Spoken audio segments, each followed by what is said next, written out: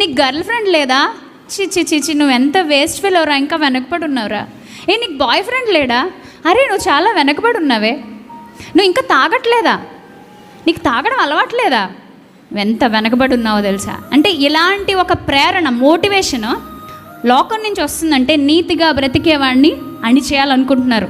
దేవుని యెడల భయభక్తులు కలిగేవాడు లోకానికి చిన్నోడుగా కనిపిస్తాడేమో. రాసి పెట్టుకోండి, దేవునికి ఎప్పుడు నువ్వు ప్రశస్తమైన ముత్యం లాంటి దానివే, ప్రశస్తమైన ముత్యం లాంటి వాడివే. నువ్వు దేవునికి భయపడుతున్నావు, కనిపించని దేవునికి నువ్వు భయపడుతున్నావు. బికాజ్ ఆయన చేసిన సృష్టిని చూసి భయపడుతున్నావు, ఆయన రాసిన విలువైన లేఖనాలను బట్టి భయపడుతున్నావు, నీ శరీరాన్ని చూసుకుని భయపడుతున్నావు. అయ్యో ఇంత గొప్ప అద్భుతమైన నిర్మాణం నా తండ్రి ఇవ్వకపోతే నాకు ఎలా వచ్చేది, ఇంత సృష్టి ఆయన చేయకపోతే నాకు ఎలా వచ్చేది, ఇంత గొప్ప సిస్టమ్ అంత పెట్టింది ఆయన కదా. భయపడు. భయం అంటే మళ్ళీ గజగజ వణికిపోయి అందరూ ఉన్నప్పుడు ఒకలాగా, ఒంటరిగా ఉన్నప్పుడు ఒకలాగా.